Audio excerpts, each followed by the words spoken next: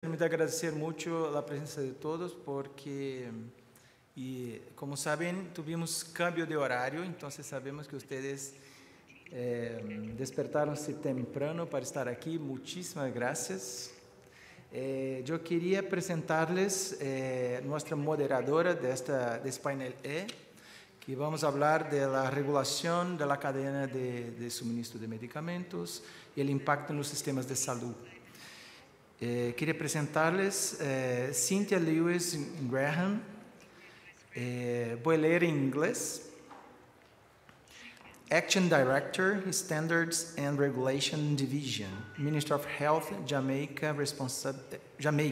So she has the responsibilities to ensure conformity and adherence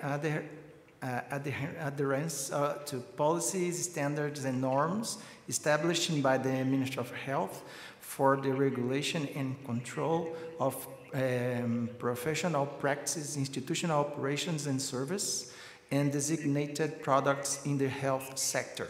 Thank you so much, Cynthia. Good morning, everyone. It is my privilege to welcome us here this morning and to introduce my co-moderator. He's known to every one of us, Murillo Freitas. He's a pharmacist by profession, and he is a pharmacology regulatory affairs specialist with the Pan American Health Organization. That being said, we want to introduce the session and to let us know that the supplies of medicines by health institutions, public or private, must be supported by processes of selection control, acquisition, distribution, provision of unbiased information, and promotion of their rational use. The whole supply chain of health products must be aligned and oversight based on regulatory requirements and information. For example, to the medicines to be distributed, only those having their market authorization, production or importation granted, or authorized donations should be used. The official information have to be based on its registration or marketing authorization. For instance, the range of indications, dose, time of use, adverse reactions are indispensable inputs for the rational use of the products. In addition, supply management chain must be carefully regulated in goods storage, transportation, and dispensing practices. So therefore, the objective of the panel is to explore these interrelationships and seek recommendations so that the Americas region can improve increasingly the best provision of services, products, and for this discussion, we will have the participation of representatives from FEPHARMA, Chile, Guyana, and these individuals are as follows.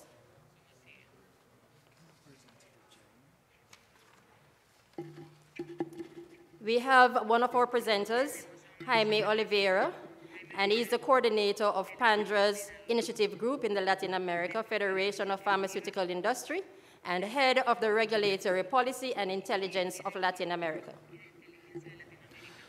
Voy a presentarles Isabel Sánchez, otra ponente de hoy en este panel. Isabel es química farmacéutica de la Universidad de Chile, jefa de la Agencia Nacional de Medicamentos ANAMED, del Instituto de Salud Pública de Chile. Es además integrante del grupo de expertos de OPS para la evaluación de autoridades reguladoras nacionales. A través de su trayectoria en el Instituto de Salud Pública, se ha desempeñado en cargos de responsabilidad en áreas de autorización y registro, de vigilancia de mercado. Posee también un diplomado en gestión de comercio internacional. Our third presenter will be Mr. O'Neill Atkins, and he is the Director of Pharmacies at the Public Health Ministry of Guyana. And we welcome these individuals as they will make their presentations to us. But just to remind us of the order of the session, we will have the presenters presenting for 8 to 10 minutes, and we're asking our participants as much as possible to have your questions, comments, suggestions ready so that as soon as the presentations are finished, we can go into the question and answer sessions. Thank you. Gostaria, antes de empezar, preguntar a los ponentes si es posible divulgar las presentaciones de ustedes después. Vamos a transformarlo en PDF y poner en la página de OPS. Claro que vamos a pasar a ustedes una autorización para recibir de ustedes, pero si posible sería muy amable recibir la autorización de todos. Muchas gracias. Okay, so now we will have our first presenter, Jaime Oliveira, come to the stage, the post.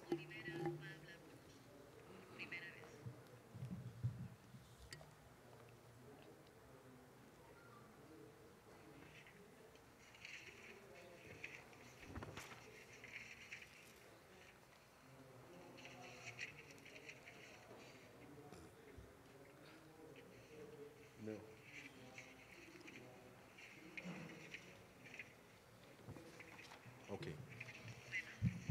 Good morning, everyone.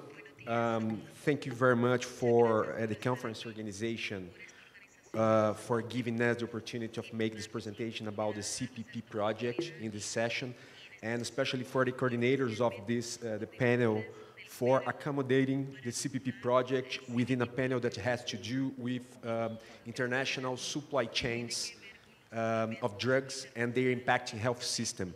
This is important because the first thing we need to remember, to keep in mind about the CPP, is that the CPP is an important, actually is the main element of an international scheme established by the WHO 40 to 50 years ago to establish or aiming with the objective to guarantee the quality of drugs, medicines circulating in international commerce. So it's a very important element of the supply chain and the guarantee of quality of drugs in the international commerce. This presentation is going to be divided basically into three different sessions. The first one, I will give you a brief feedback about the project context, where it comes from, what it is about. The second group of information of this presentation is related to where we are, the status of the project, the current status of the project, and then the last session is dedicated to the preliminary results of this project. Okay, we're going to understand after the presentation that we have two main reports within the chronogram of this project. And the preliminary results are related to the first report that has to do with the mapping of CPP regulation and CPP practices in the region of the Americas, okay? So it's not limited to Latin America, the entire American region involving all PANDRA members. So North America is also, North America, Central America, Caribbean, and South America are involved, okay?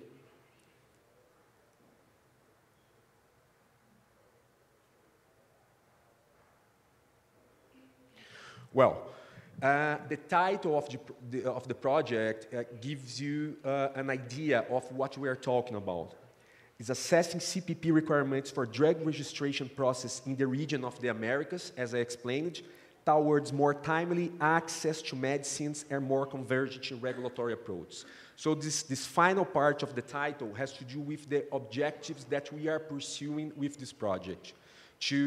With the mapping and the discussion about the CPP requirement and practices, our objective is to find opportunities to make to establish more convergent models for CPP in Latin America, aiming more timely approval of drugs in the region.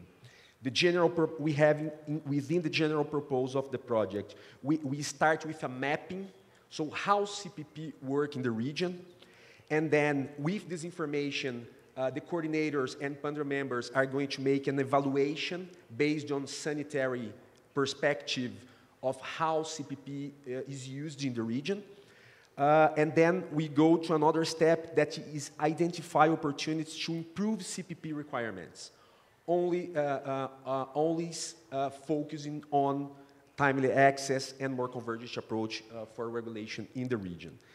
This project has two coordinators. The coordinator is the SECMED from Cuba, an regulatory authority of national reference in the region, and FIPHARMA, the Latin American Federation of the Pharmaceutical Industry. So it's a joint coordination by a national regulatory authority and industry. The project was approved by PANDRA Steering Committee in December 2017, and we started running the project in February 2018. So we have been running this project now for 9 months. It's not moving.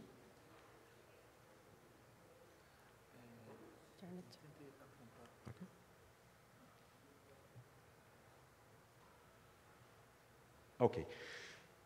The project is divided into 5 different steps, okay? Step 1 is the collection of information about CPP practices and regulatory frameworks in the region. Step 2, we make a report of this information collected, okay? Step 3, we make a structured discussion on the findings of the mapping survey.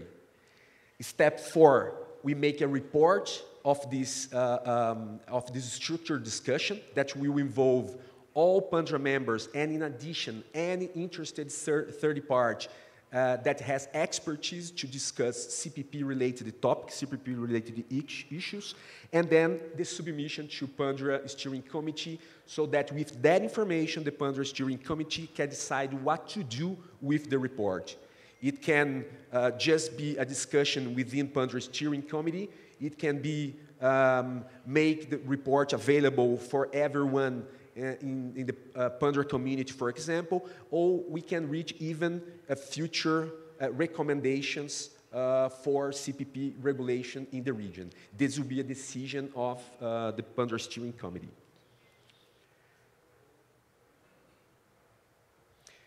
As I told you, the first step of the project was a survey to collect information about CPP in the region.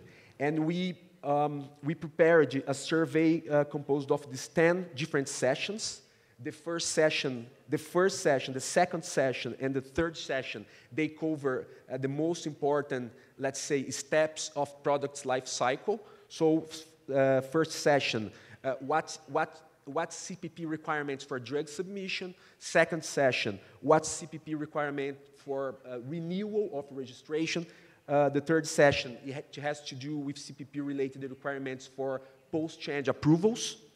And then it goes with the content of the CPP, how and if national regulatory authorities evaluate the CPP when it's submitted for drug registration, drug renewal, post-approval change.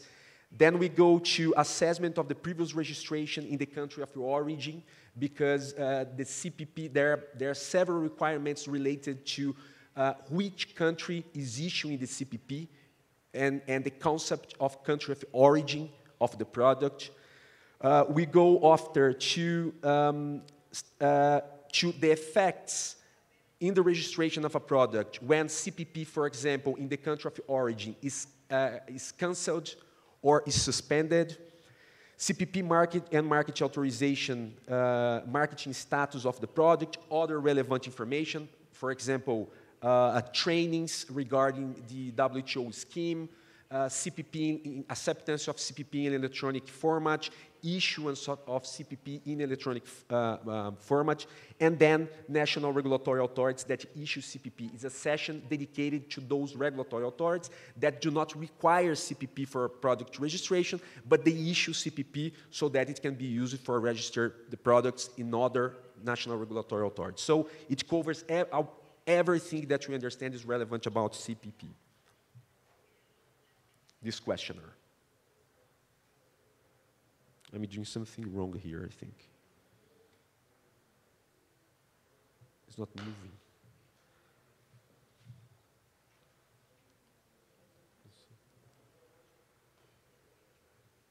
Okay. We have submitted the survey with all those points to all PANDRA members in the region, okay?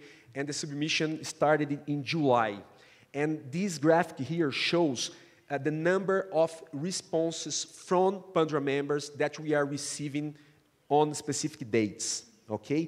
We had the first deadline for answers in August 24th. You can see the red cycle there, okay? But even after the deadline, we are receiving answers. And we established a new deadline that's October 31st. Okay?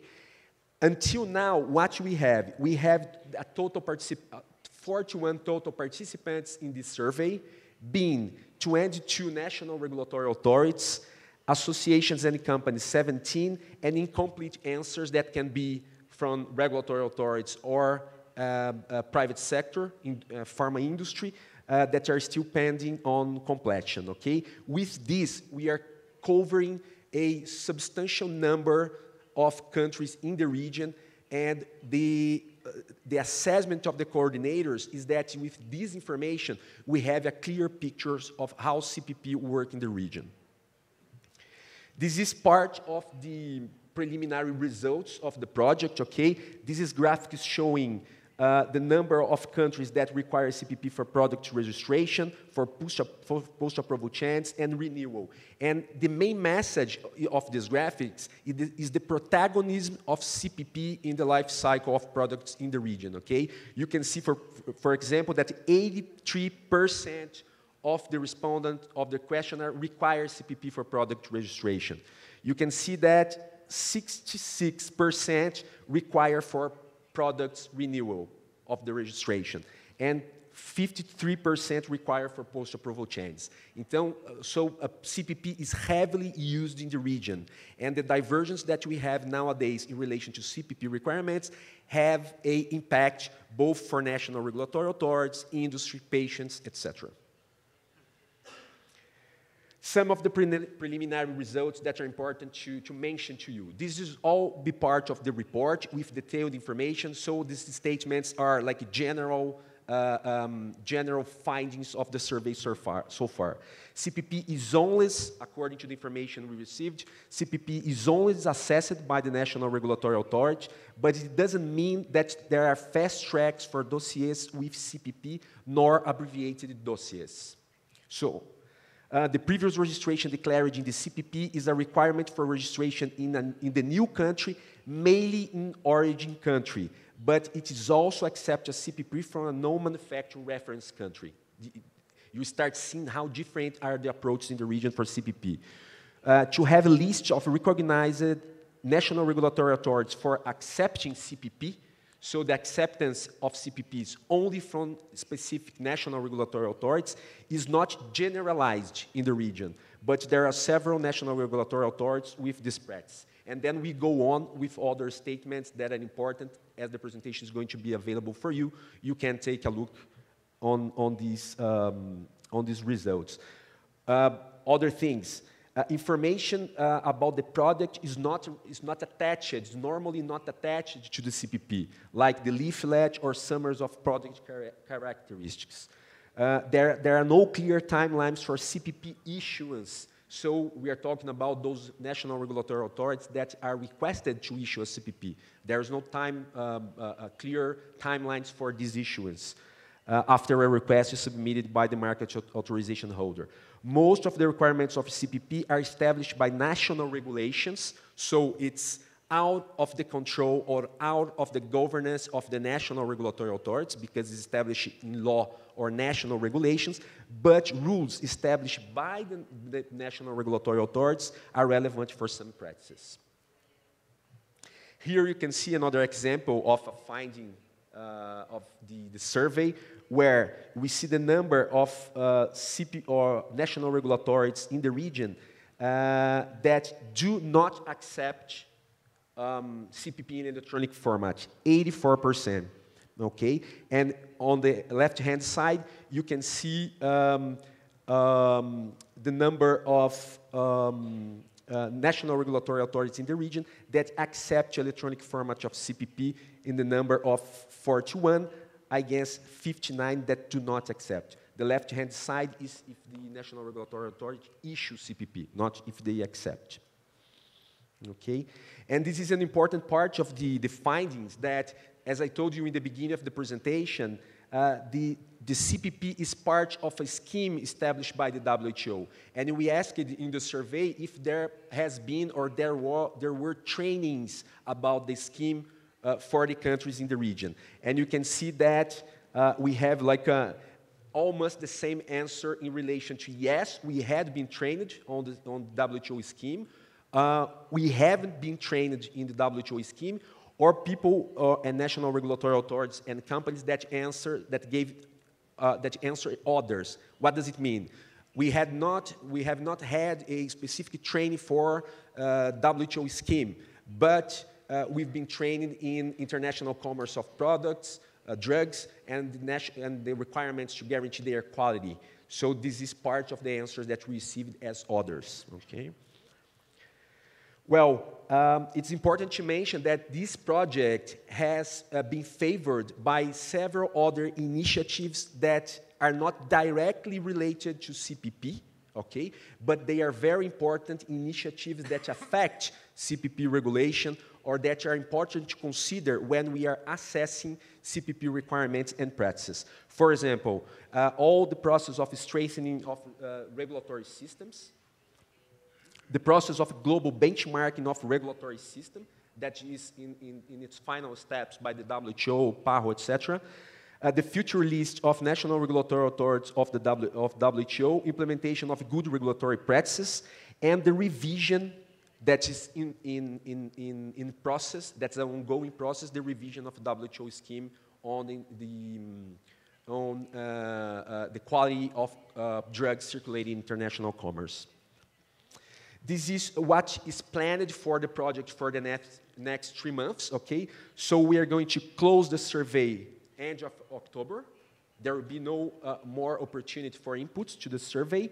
And then we will perform a cleaning of the database because there are duplicated answers, for example, incompleted answers, so we need a clean database so that we can start working on the information.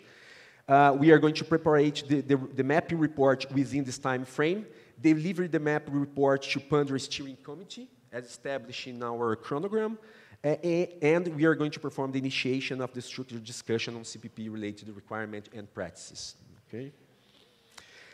This is an important information because every information collected by the project, the information related to the meetings between the coordinators, the presentations that we have been doing, background literature, scientific literature, is all gathered within our community, within PRICE. So everybody who is interested in have information, updated information about the project, the chronogram about the project, and in the phase of the structured discussion, we may have forums of discussion within the community, should go to PRICE and make the registration and be a member of the community. It's an open community, so everybody can participate, okay?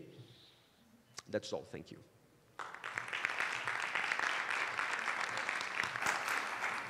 Muchas gracias, Jaime.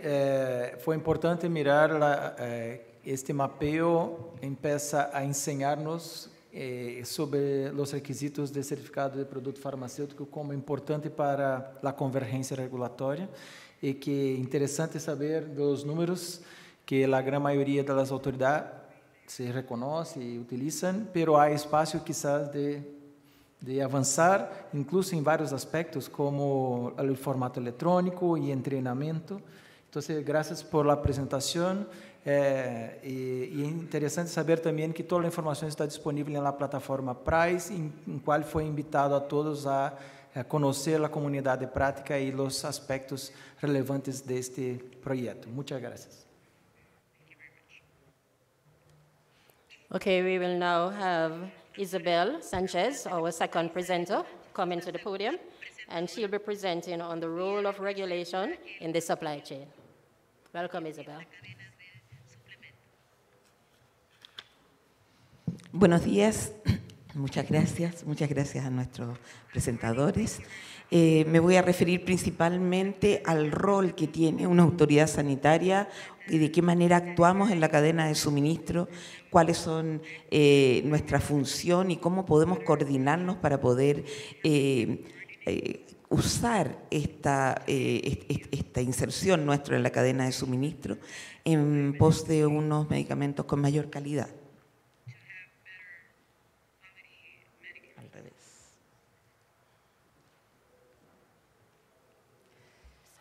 ¿Cómo los paso?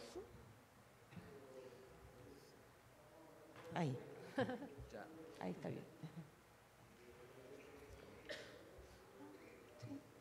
Bien, la cadena de suministro está constituida por muchos actores. Hay productos farmacéuticos que son fabricados en el país y yo parto aquí con los importadores, porque en la mayor parte de nuestros países somos esencialmente importadores de productos farmacéuticos, la fabricación es menor y cuando eso ocurre igual dependemos de la importación de las materias primas. Por lo tanto, este es un paso clave.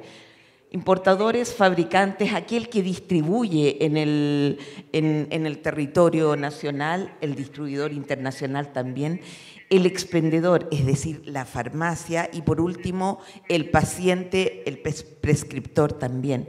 Todos ellos son actores relevantes en la cadena de suministro. Las autoridades sanitarias en general y Chile en particular tienen un estricto control sobre todos estos establecimientos, todos los almacenes donde se mantienen los productos. Sin embargo, hay algunos puntos débiles y hay puntos en los cuales tenemos que ejercer una vigilancia mucho más rigurosa. Vamos a mencionar hacia el final cuáles son aquellas brechas que nosotros podemos tener en esta cadena. Particularmente me refiero al transportista internacional y nacional. La vigilancia sanitaria, el Instituto de Salud Pública cuenta con 3 programas básicamente de vigilancia que participan en la cadena de suministro. Dentro de ellos están todas las áreas técnicas que están radicadas en la Agencia Nacional de Medicamentos, que interactúan entre sí para poder compartir aquellas señales, aquellas alertas o aquellos análisis que se realizan para detectar dónde pueden estar aquellos fallos. Por lo tanto, estos 3 programas fundamentales son las inspecciones programadas o por denuncias, un control que se hace de estantería para análisis de aquellos productos que están retirados en el mercado, donde se hacen análisis de laboratorio, particularmente a través de productos que se retiran a lo largo de todo el país en las farmacias para poder hacer análisis si es que efectivamente mantienen sus condiciones de calidad hasta el momento en que están en la etapa de dispensación. A ese programa en particular no lo voy a mencionar porque está comprendido en lo que ya hemos señalado. Por último, uno de nuestros programas que representa muy bien todo lo que significa la interacción entre los distintos actores de la cadena es el control de importación y exportación a través de un sistema electrónico que tenemos ya de larga data con el Servicio Nacional de Aduana y que existe en 3 modalidades hoy día y la denominamos la ventanilla única de comercio exterior. Ahí tenemos 3 sistemas, uno que es bilateral, muy antiguo, desde el año 2005 estamos conectados con aduana. Existe un nuevo proyecto muy interesante que se llama el SISEX, Sistema Integrado de Comercio Exterior, y que obedece a los mandatos que tienen los países en el Acuerdo de Facilitación de Comercio de generar estas ventanillas únicas con todos los actores de la cadena. Lo paso a llevar ahí. Y por último, un sistema pequeño que hicimos para una situación que existe y que son las importaciones de uso personal, que también es electrónico este sistema en el cual estamos vigilando aquellos productos que traen personas porque no están disponibles en el país, pero que pueden ser una vía de ingreso de productos falsificados o de importaciones paralelas. Esta presentación en realidad tiene por objeto mostrar cómo es en términos generales el proceso, es un esquema, digamos, existe el importador, se conecta a internet, por su parte el despachador, en Chile existen agentes de aduana, también se conecta y hace su solicitud para ingresar los medicamentos al país. al Instituto de Salud Pública y existe una serie de mensajería entre el Instituto y la aduana para llegar primeramente a informar que sí, que esta es una importación de medicamentos que cuentan con registro o autorización sanitaria, y por su parte aduana le comunica al Instituto que estas mercancías ya llegaron y a qué declaración de ingreso corresponden, y nosotros podemos acceder a ver toda la documentación que acompaña al proceso de importación. Pero me permití ponerla especialmente porque en la línea de abajo, aquí no puedo mostrar el esquema, pero hacia abajo aparece un proceso que surge de esta interacción tan fluida donde nosotros podemos vigilar, y responde a un proyecto que hicimos y que presentamos de hecho en la 6ª conferencia de la Red PARF hace varios años, en el cual estábamos planteando cómo utilizar la data que se genera de esta interacción tan fluida, digamos, entre dos organismos públicos, de tal manera que generamos, en su momento, cuando yo hice esa presentación en la Red PARF también, era una tesis y estábamos haciendo análisis de cómo podíamos buscar aquellos productos y seleccionar de alguna manera, hacer vigilancia sobre productos que llegan al país y que no cuentan con la calidad suficiente o aquella que fue aprobada en el registro. Hoy día esto es un módulo que está inserto en nuestro sistema electrónico y de manera regular, como parte de la tarea, hacemos un control de las especificaciones de calidad, porque este sistema atrae o selecciona de manera azarosa o por una selección dirigida por nosotros mismos según el riesgo hacia una empresa o hacia algunos de los productos, y hacemos una selección porque en Chile hay exigencia hacer el control de calidad nacional, salvo algunas excepciones, pero revisamos esos controles de calidad y los comparamos contra el estándar, la especificación de producto terminado, y ahí el dibujo muestra el reporte que hace nuestra área de comercio exterior acerca de todas las diferencias que detectó respecto de las especificaciones de producto terminado, y eso determina que las otras áreas que yo les mostraba al principio pueden ir a hacer una fiscalización, si procede tomar muestras, hacer los análisis y en base a esos resultados analíticos podemos tomar la decisión de modificar el registro, de suspender en caso de que requiera alguna medida especial o finalmente de cancelar si es que el desvío lo amerita. CISEX, ya se los mencioné, solo para que quede en la presentación, la tremenda potencia, tiene la misma particularidad que el sistema bilateral, solamente que interactuamos con esta plataforma donde no solamente estamos nosotros y al otro lado la aduana, sino que el importador se conecta a CISEX en cualquier lugar del mundo, y es esta entidad, esta plataforma la que reparte la información, pero la gracia es que aquí estamos con el Servicio Nacional de Pesca, con el Servicio Agrícola y Ganadero, con la Comisión Chilena del Cobre, que son los principales actores que dan cuenta del 90% de las importaciones y exportaciones en Chile, y una serie de otros organismos que están a los lados, que tienen que ver con fronteras y límites, con aquellos que controlan las obras de arte, lo que tiene que ver con el mundo forestal, etcétera, y todos los que tienen que regular, que también están conectados en este sistema mediante mensajería. Por lo tanto, nosotros ahí no solamente podemos ver cuáles son los productos que nos declararon, sino que también aquellos que declararon ante las secretarías regionales ministeriales como alimentos y que están ahí en la frontera con nosotros, o aquellos que ingresan como medicamentos de uso veterinario o de uso agrícola, algunas sustancias, y que también pueden impactar. Esto es el futuro de la integración de la cadena de suministro, y nosotros nos sentimos muy orgullosos de haber sido parte de la gestación y de ponerle lógica también a este sistema. Fuimos parte de los 5 organismos públicos que pusieron esa... ¡Ay, se me fue!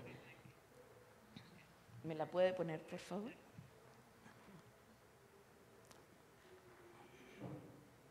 La siguiente. Una más, otra más. No. Varias más.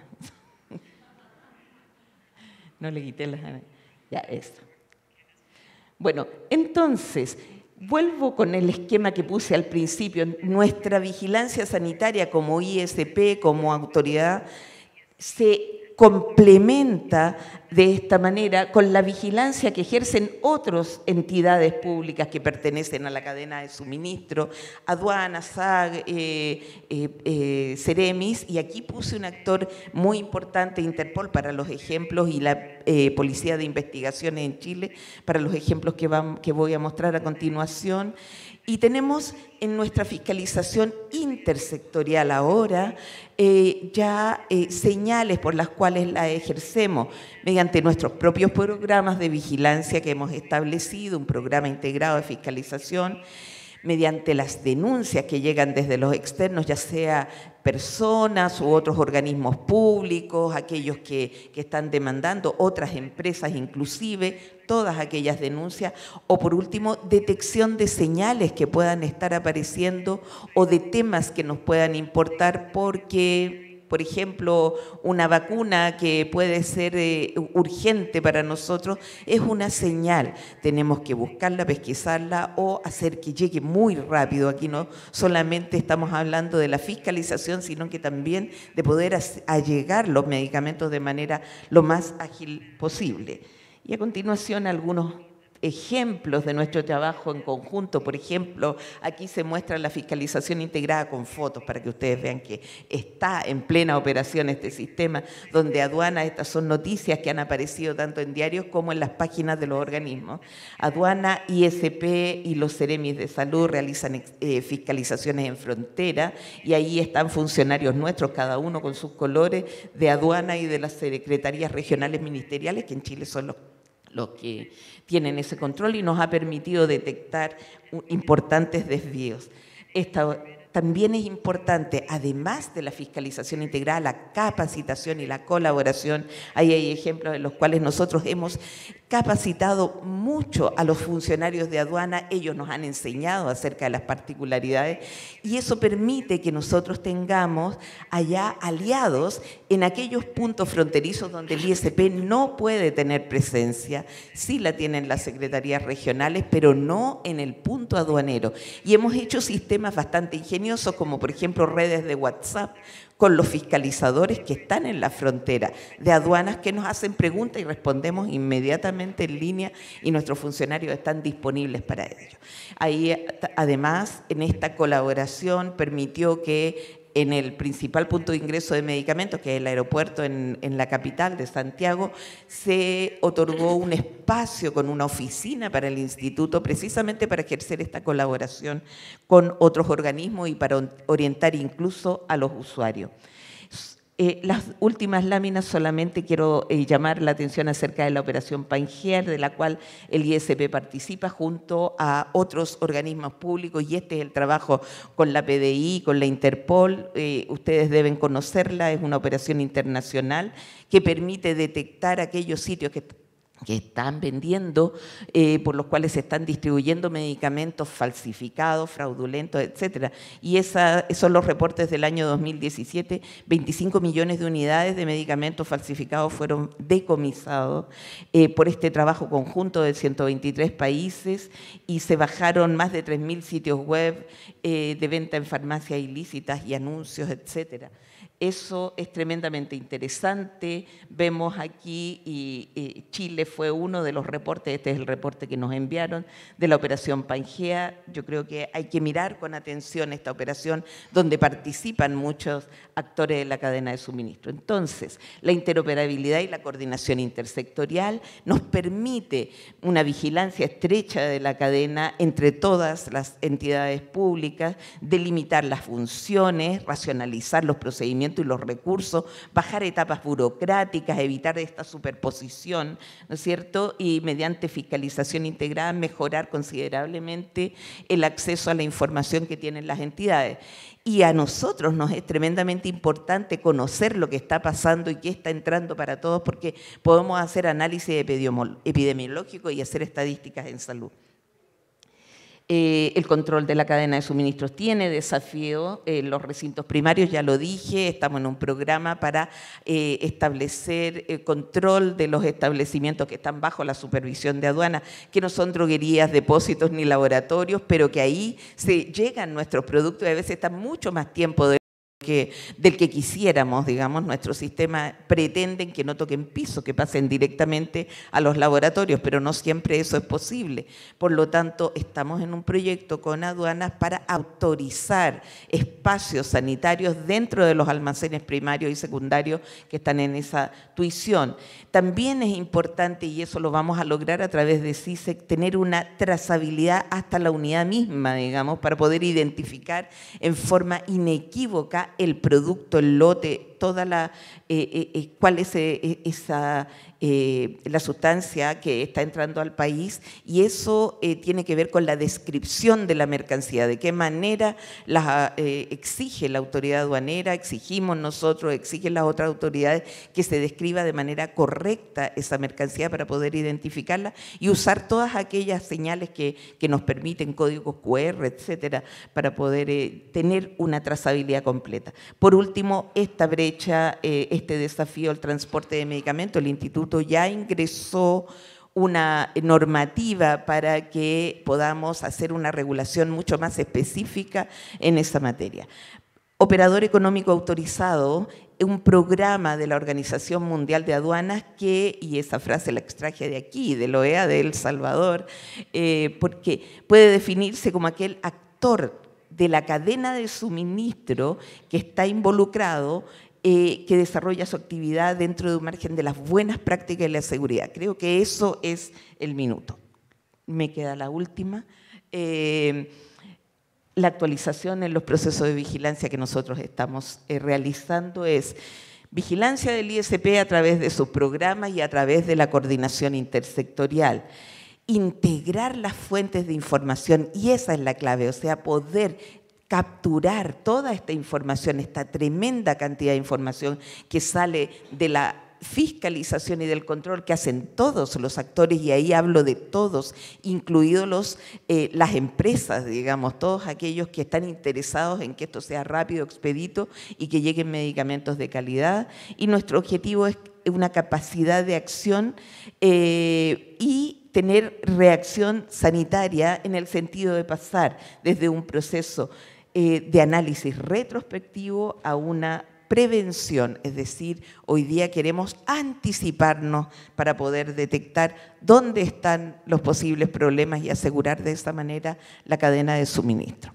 Les dejo la última para que ustedes queden con esa imagen integrada de todos los actores de la cadena.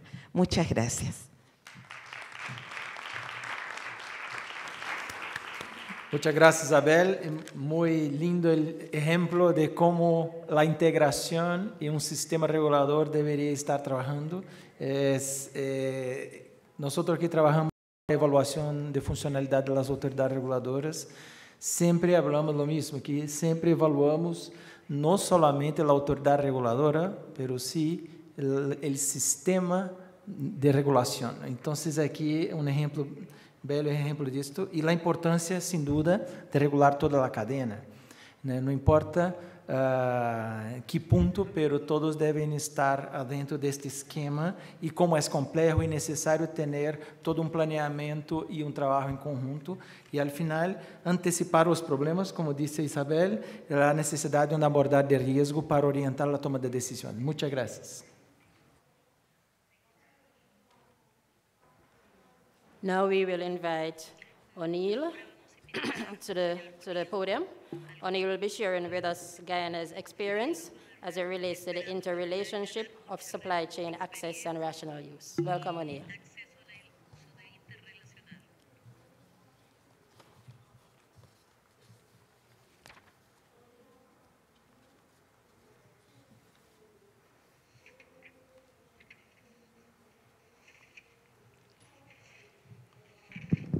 Good morning, everyone.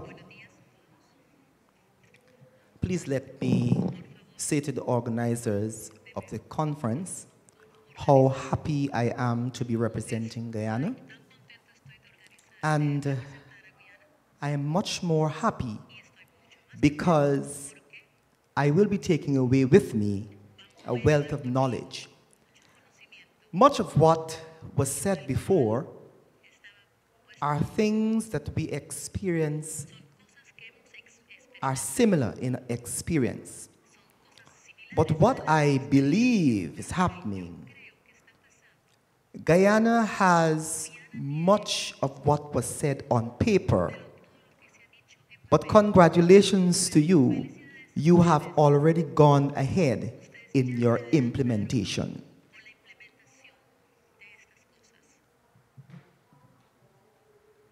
Let me introduce you to my country.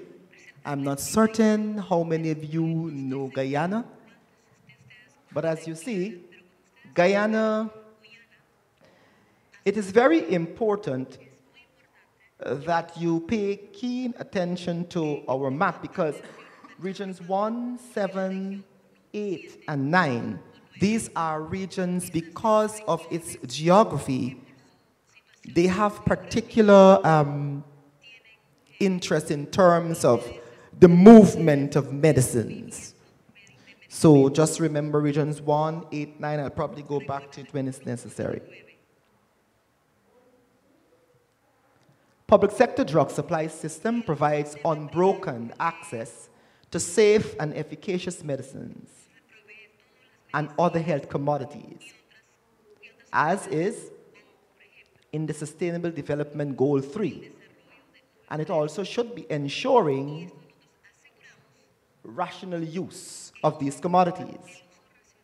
To meet this goal, the government of Guyana, in collaboration with PAHO, WHO, USAID, has invested and continue to invest heavily in strengthening the public health supply chain. The public health supply chain, though it's becoming stronger, still faces a number of challenges.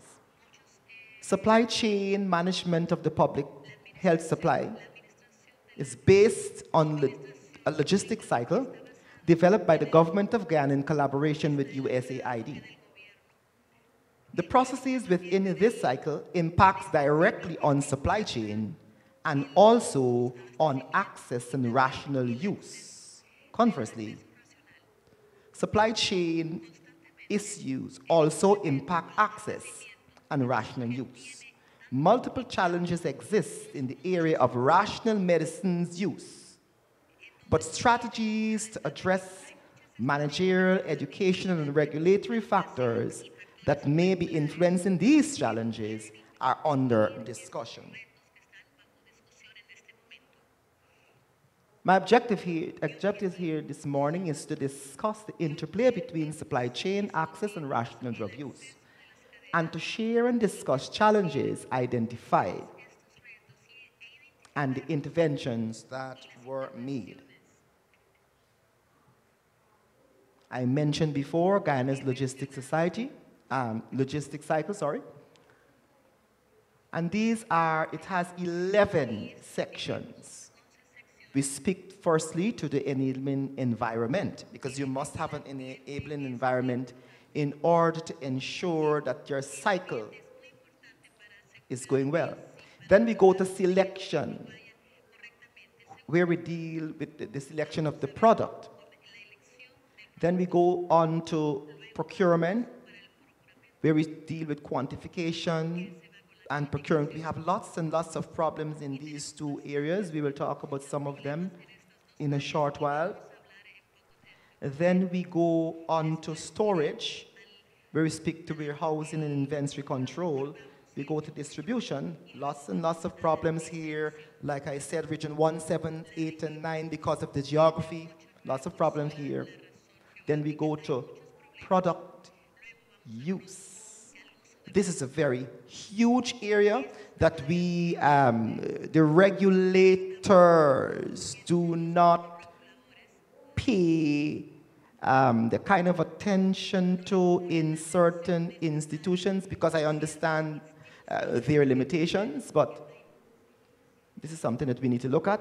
Then we look at the logistic management information system, organizational support, finance, and donor assistance. influences of the supply chain process on access and rational use. Now, each section of the cycle is listed here. And these are our challenges. In selection, in product selection, some suppliers have a difficulty sourcing all the generations of medicines. And this definitely interferes or impacts our supply chain in that when we cannot get this, what happens is that we have to use other sources, and some of the medicines are not necessarily registered. And like I said just now, because of our location, we have quite a lot of cross-border trade. And our regulatory institution does not have the capacity to basically deal with it. So it affects, our supply chain is affected, and as a result, these products get on the market, they're left there, we cannot deal with it. So you see our situation.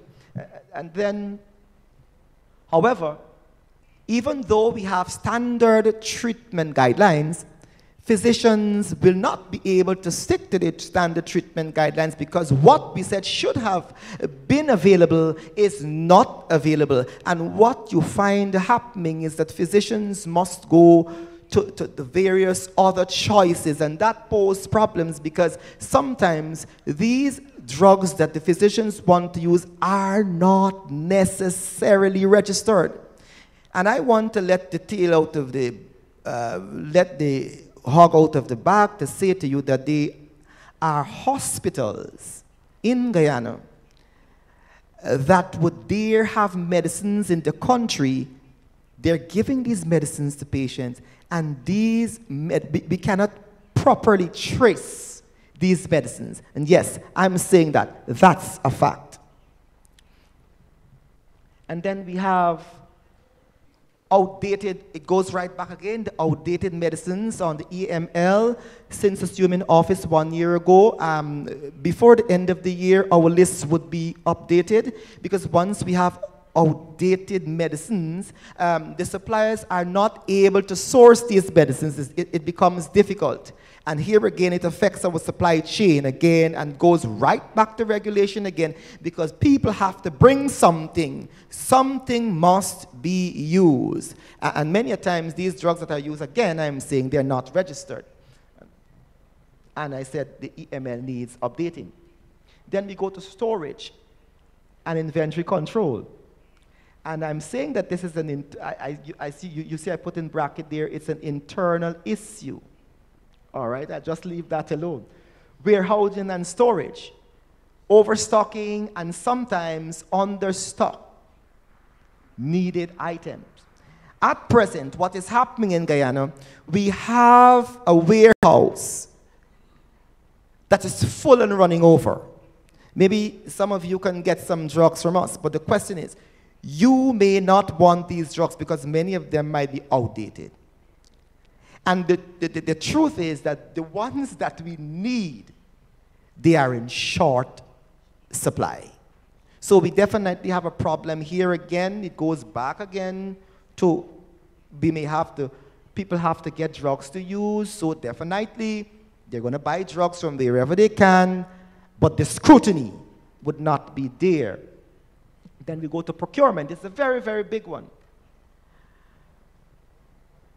Because of lack of trained persons and lack of visibility and lack of the right staffing, we have a huge problem with quantification because we do not get accurate documentation. So what happens is that many a times, again, it goes right back again, we cannot, the list, the national list is not correct.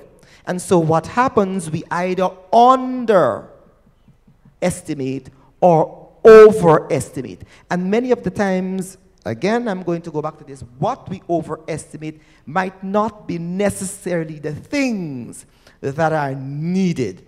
And that comes as a result of, I don't know, I don't want to say, but there are many reasons why that happened, including that we are not fully mechanized in terms of computerization in certain regions of the country. In certain regions of Guyana, those that are closer to Brazil and Venezuela, we may not have the feed, the satellite feed. So you do not get ready internet access there.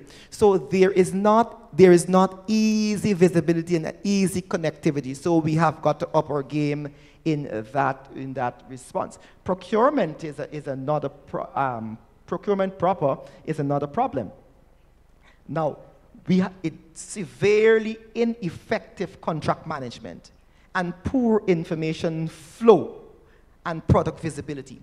We cannot, first of all, we cannot adequately trace, well, our product would be here tomorrow. I mean, these things are very simple, but it's the truth. We're having big problems with product visibility, and like I said, we have poor information flow in terms of what comes out from procurement, because we have a separate department that deals with procurement.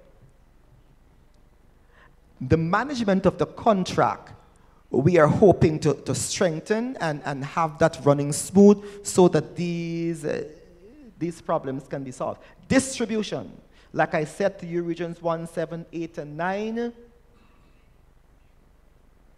we have suboptimal order fulfillment, and suboptimal order fulfillment has to do, we may not have enough of what is required because we did not properly quantify.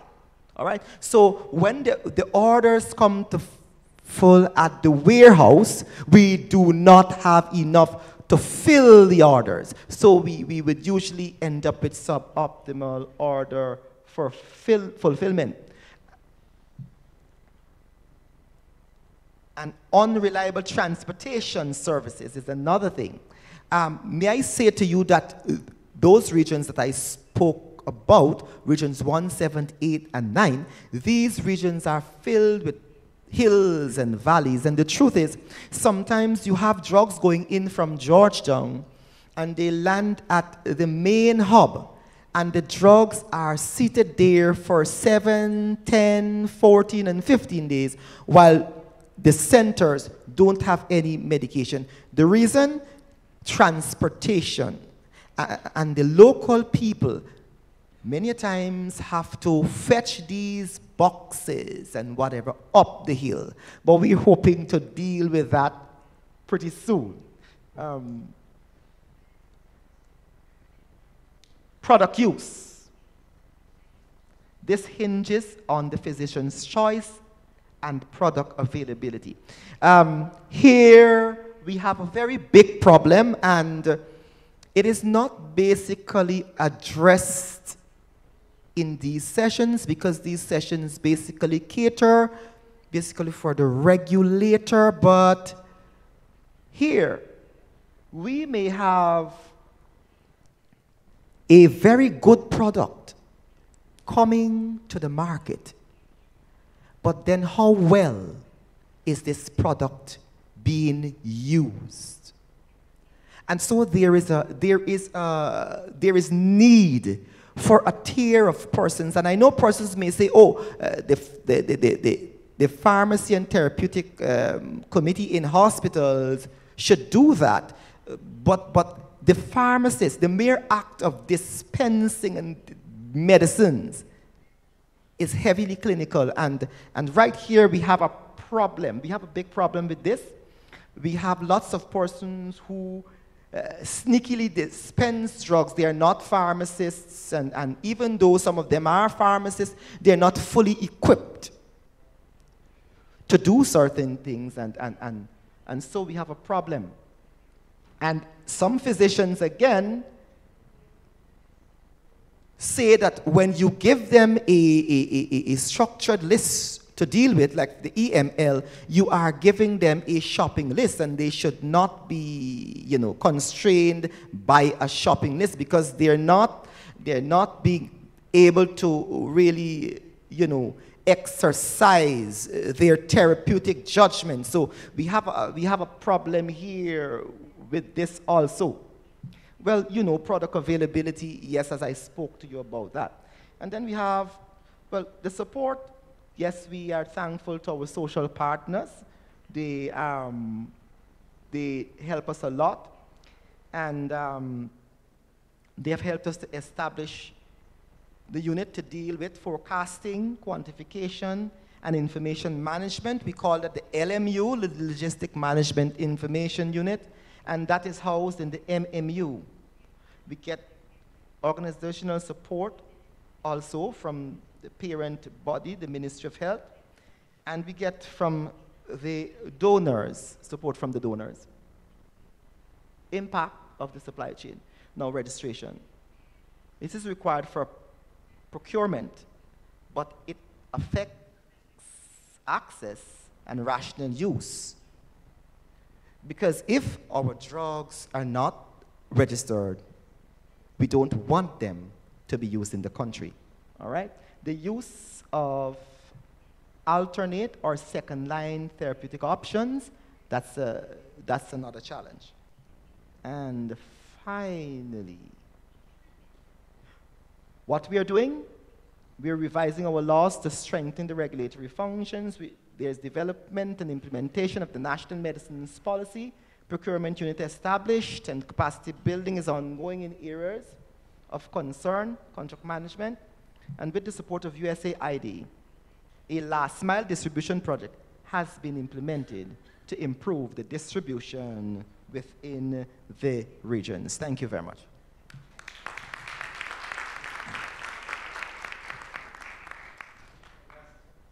Muchísimas gracias, Oneil. É importante cerrar este painel porque empezamos con la parte internacional de los acuerdos internacionales, de los requisitos internacionales, principalmente de exportación e importación, cómo funciona un sistema de regulación de toda la cadena, y ahora mirando la parte cada vez más específica y hablando mucho más del acceso del producto y la importancia, en especial, de tener todo el ciclo de logística conectado com as mesmas finalidades. E Oneil ensinou as dificuldades de um sistema de logística, lo quanto a seleção é impactada com a falta de produtos que têm um registro que sejam adequados.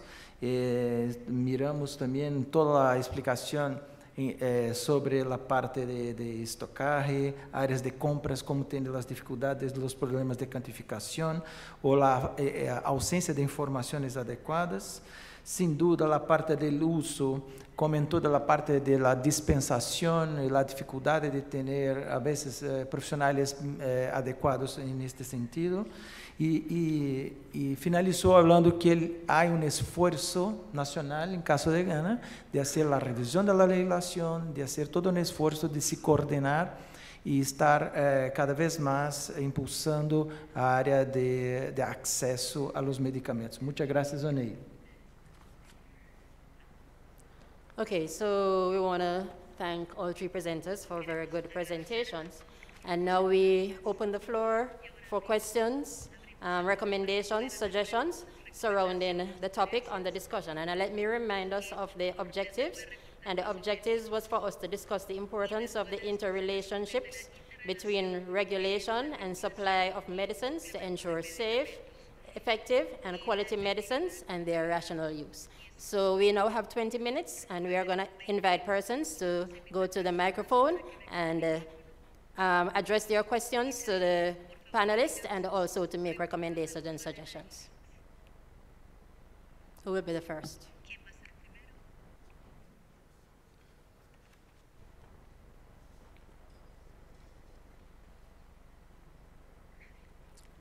Okay, let me start by asking a question of our panelists. And it can be any person answering. What strategies can the government governments adopt to improve the regulation of health product supply systems? What strategies?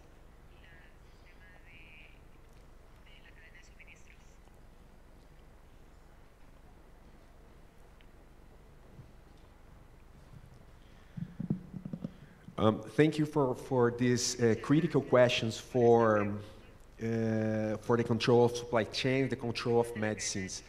I think the first point of this strategy, general governmental strategy, is the strengthening of the regulatory authority, the strengthening of the regulation. And as Brilio said during his comment, it's not about only to have a solid entity, but the entire system and the regulation. So it's more complex that have only a regulatory authority. It's a regulatory authority that works with other stakeholders and guarantee the entire sustainability, the entire operationability of the system. This is one thing. The other thing is that it happens in several countries in the region, and I think it can be seen as a general characteristic in the region that there is an imbalance between pre-market actions, post-market actions, okay?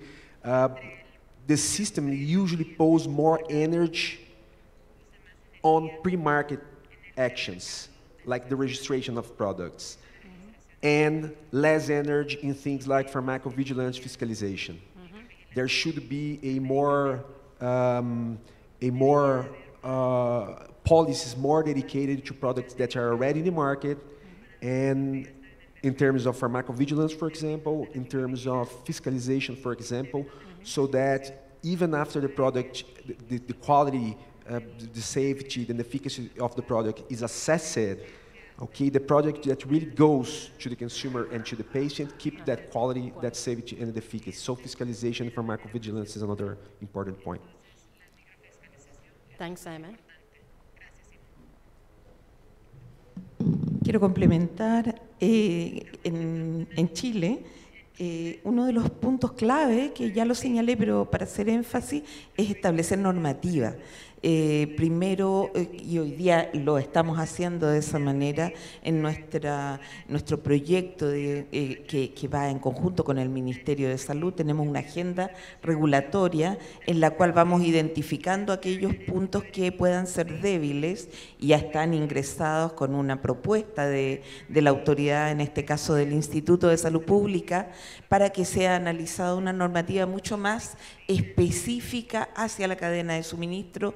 Nuestro punto débil es el transporte, que si bien nosotros controlamos y tenemos programas para asegurarnos de que la calidad al final se mantiene y la responsabilidad de las empresas está puesta en ese punto, en seleccionar medios que sean eficientes y seguros, pero nosotros tenemos que hacer un control mucho más riguroso de ese aspecto. Lo segundo, y también es una política de Estado, aplicar tecnología de información hacia los procesos, sobre todo en este tipo de procesos, en toda la cadena de distribución, desde el extranjero hasta el paciente, y a la inversa también. En el caso de nuestro país nos hemos definido como una de las políticas de ser un país exportador, y en materia de medicamentos también actuamos como un punto de paso, digamos, registro que puedan llegar hacia otras regiones. Nuestros fabricantes son exportadores. Entonces, el aplicar tecnología para hacer procesos más rápidos, más eficientes, es una de las herramientas fundamentales. Y por último, quiero referirme y volver a hacer énfasis en este programa de operador económico autorizado, que es de las aduanas. Nosotros como ISP formamos parte junto a todos los actores de los otros organismos públicos que ya mencioné, del Consejo Aduanero Público Privado, y ahí podemos proponer normativas de otros organismos, o sea, normativa aduanera. Es decir, queremos que ustedes modifiquen este aspecto de su normativa Y están los privados también ahí, están las empresas, está la Cámara de Comercio, las discutimos en conjunto. Y entonces ahí es donde se pueden establecer integración entre las normas, voluntades para poder hacer mucho más eficiente este proceso. El programa OEA establece, y de hecho es un programa del Acuerdo de Facilitación de Comercio, que todos los actores de la cadena, el transportista, el fabricante, el que almacena, todos, incluso aquellos operadores logísticos que no intervienen directamente con el producto, todos deberían certificarse como operadores seguros. Y nosotros le hemos pedido a aduana que dentro de los requisitos de un operador seguro para el fabricante, para el distribuidor, establezca el que no tenga problemas con la autoridad sanitaria, que la autoridad no lo haya sancionado en temas de calidad. Eso es un aporte, digamos. Gracias. Thank you, Isabel. Now we have... Okay. Hi, good morning, everyone. Congratulations to the team for an excellent presentation. I'm a bit interested in terms of the strategy that we can use in dealing with counterfeit or falsified medication that enters into the supply chain. How we can minimize, not eliminate, but at least what strategies we can use to minimize the occurrence of these type of drugs entering into the supply chain, into our national system. Thank you. I guess any one of the panel could propose a possible answer. Thanks.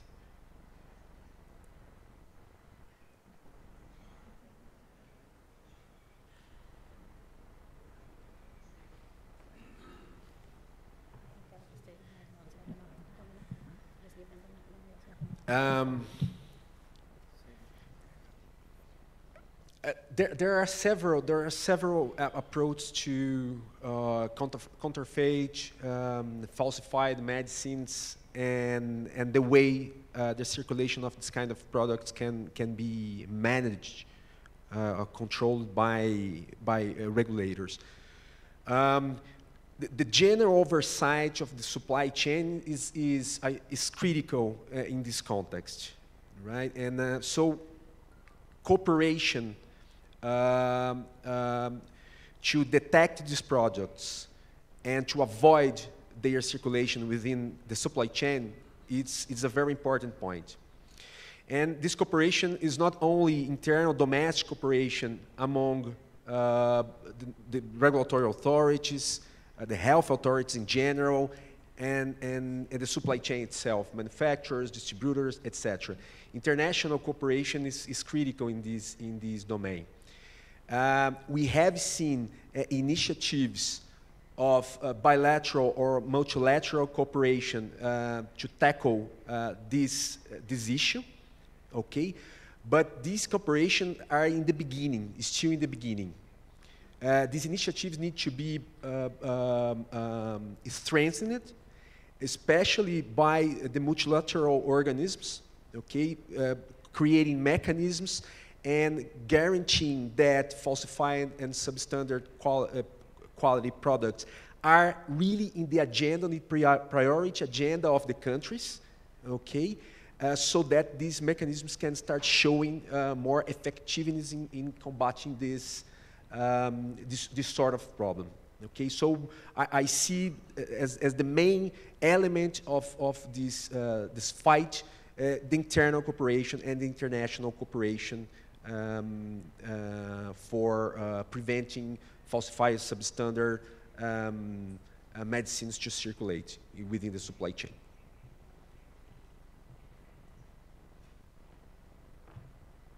I am not used to speaking to things that I don't know the answer for. However, in conditions like Guyana, where you have porous borders, it's very, very difficult for one to really and truly control the movement of medicines that are not authentic. However, one person in a discussion suggested to us that we need to empower, for example, the persons in remote villages, I'm talking for Guyana here now, I don't know the other countries, but we need to empower persons in remote villages with the kind of knowledge. So we may have to assist the drug inspectors who might not necessarily be present in the areas where they are. And I think if we can do that as small states that have difficulties with personnel, we might be able to come to grips. But I don't control it, but I don't know how we will stop it.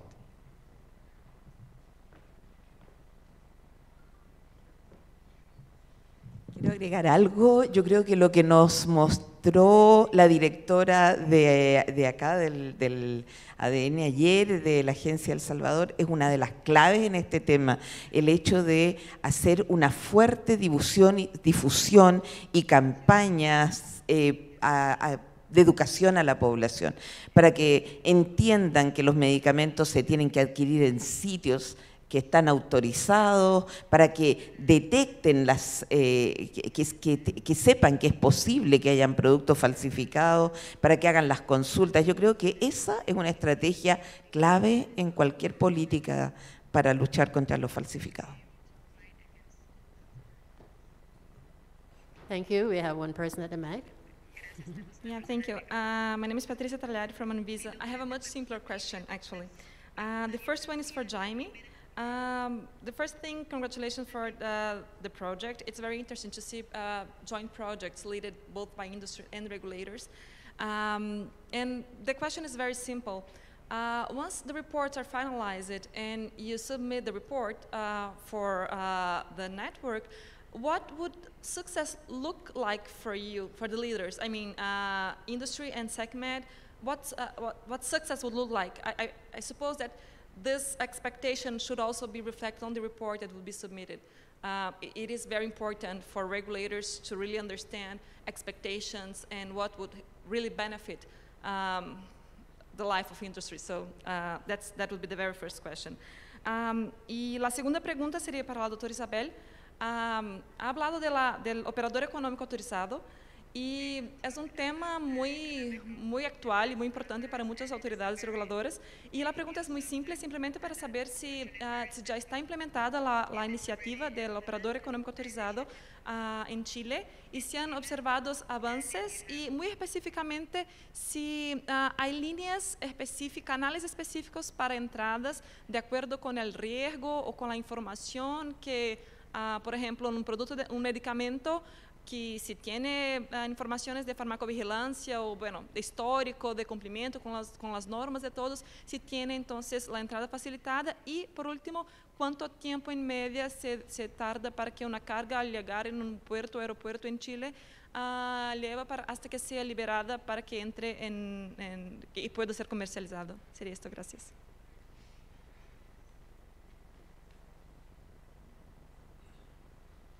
Quería solamente comentar si pueden los ponentes utilizar un minuto ahora para contestar la respuesta, porque podremos ahora después movernos para las recomendaciones finales. Gracias. Perfecto. Sí, yo primero porque se me va a olvidar, así que operador económico autorizado ya está en Chile desde su programa tal como es desde el punto de vista aduanero. ¿Ya? Estamos trabajando y está en un piloto, ya están trabajando algunas de las empresas que están en piloto en el mundo agrícola y nosotros estamos participando, haciendo aportes para que nuestras empresas sean también, las del mundo farmacéutico también, se certifiquen como operadores económicos autorizados. Pero todavía no se ha hecho la difusión suficiente para que esto sea masivo.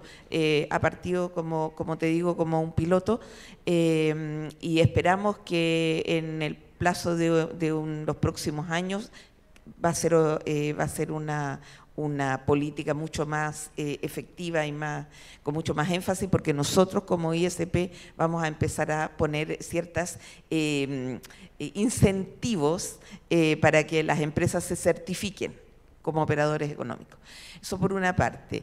Y lo segundo, viste, ya se me olvidó que Ah, sí. Bueno, nuestro sistema actualmente, ya sea por CISEC o por el otro, los dos están operando, es muy rápido porque el proceso es un certificado de destinación aduanera, que es el primer mensaje que viaja desde el ISP hacia la aduana, el cual permite que la mercancía sea liberada y llegue a una bodega. A una bodega autorizada, propia o de terceros. Esa bodega, quedan las mercancías ahí hasta que se autoriza que sea distribuida. Todo ese proceso es electrónico y puede ser anticipado. Es decir, yo puedo tener autorización para sacar inmediatamente, por eso decía que no toquen piso, si lo hago con la debida antelación y el instituto, como otorga sus autorizaciones en línea, el certificado sale en minutos, ¿ya? Si valida todo el sistema. Después vemos la parte de la autorización, que también es automática, pero hace otro tipo de validaciones y podrían quedarse atascados algunos, pero en esa etapa, no en la salida del puerto.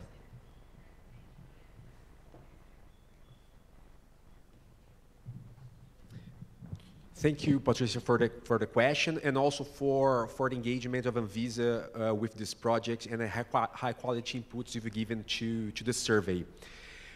Very difficult to tell generically about what's success within this project, right? We have two main objectives that's more convergent in relation to the regulatory approach to CPP in the region, and that the way CPP is used and regulated contributes for more timely access to medicines. This is generally speaking, okay? It's, for you to measure this, it requires that you take a picture of the situation now, and in the future, if something changes, you take another picture and can do the comparison, okay? But I think I prefer to work in terms of success of this project with some milestones within the process.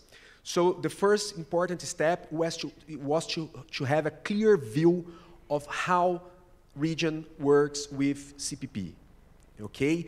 And it was a difficult step because we need contributions from all countries to have a perfect map or a reliable map. I think we are achieving this, considering the coverage that we have from the countries, both national regulatory authorities and industry, in relation to the survey.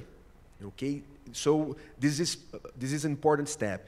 I think the other important step is going to be the level, the quality level of the discussion, the structured discussion that we will have on these CPP requirements and practices. If we can involve the key stakeholders, if we keep having good, important participation from the national regulatory authorities, industries, and now experts that can provide their views on where the opportunities for improvements are, I think it's going to be another element of success, okay? And if this entire thing results in regional recommendations about how CPP should be regulated and practices related with CPP should be adopted, I think that would be another good milestone, important milestone related to the success of the entire project. Okay? So far, what we have a good mapping of the region. We have a good database regarding CPP practices and regulation. This was a challenge, but we got there. Okay? And another intangible, let's say, milestone is that this cooperation, this joint project between industry and the national regulatory authority, this cooperation is working very well, okay? And it needs to be understood as a benchmark for another cooperation, for future cooperation with the same models, okay? Thank you. Bueno, muchas gracias a participação de todos. Queria, neste minuto final, necessitaríamos sacar ideias, recomendações. Eu tomei nota de alguns pontos e gostaria de saber se a audiência quer contribuir com algo mais ou estão de acordo. Bueno, primeiro seria estimular as autoridades reguladoras a la utilização e a adopção del CPP, não? Seria a primeira ideia general deste painel. Segundo, obviamente, mantener y continuar el fortalecimiento de los sistemas reguladores, en especial, y ahí podríamos hablar de la Global Benchmark Tool, donde refuerza cada vez más el aspecto de ser regular, de hablar de un sistema regulatorio. Escuchamos también la situación relacionada a la asimetría entre pre y post comercialización. Entonces quizás se queda una recomendación de buscar el equilibrio por las autoridades reguladoras, ¿no? Establecer normativas que sean cada vez más para enfrentar las debilidades en la cadena de suministro, o sea, en base a las realidades nacionales. Cada país deberá hacer tu evaluación y reforzar la parte de establecer sus normativas cada vez más adecuadas. Aplicar la tecnología, sin duda, hoy en día es fundamental, pero no solo aplicar, pero integrar.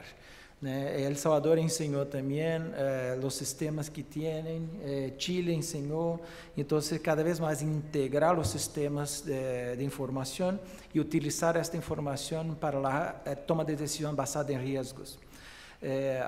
Escuchamos también la parte de establecimiento de cooperación, en especial para la lucha contra los medicamentos subestándares falsificados, o sea, fortalecer la cooperación de todos los entes, los socios que participan de estas redes.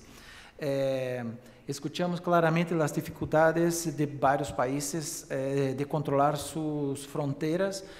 Una posible recomendación sería reforzar la vigilancia e inspecciones que puedan cooperar con todo el proceso de control de entrada de productos no autorizados. Y escuchamos de igual manera ponentes hablando de la necesidad de educar a la población, informar a la población y trabajar fuertemente en la difusión y campañas de orientación a los consumidores. Estes seriam alguns pontos e queda aberto rapidamente se alguém quer fazer algum comentário final para que cerramos. E se alguém tem algo em contrário, porque não temos tempo de debates, mas se querem fazer comentários, adelante, por favor. Murilo, just one comment in relation to the first recommendation, okay? I see that the point is not necessarily to stimulate the use of CPP, okay? Because in some situations, especially for the most mature agencies in the region that are already structured, okay, the CPP becomes a kind of a bureaucratic document because they can do the full assessment of dossiers. I think the point is more to encourage that the regulatory authorities make an assessment of the real value of the practices and regulation that they are adopting in relation to the CPP. This reflection about the value, the sanitary value of the CPP, I think is the main point and message regarding the project.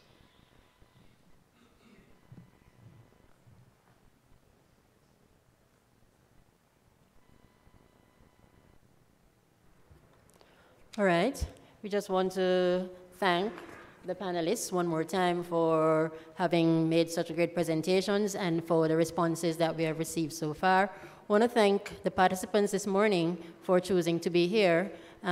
This session is important to us, especially persons in the smaller regulatory agencies, because we have our various challenges. And of course, it boils down to commitment as it relates to our agencies and our governments. We are appreciative of the fact that we could have been here this morning to learn of other applications that we could put in place to improve our systems. And again, we just want to thank you all, and we go for a break at this point, and we come back for the other session in about 15 minutes. Thank you.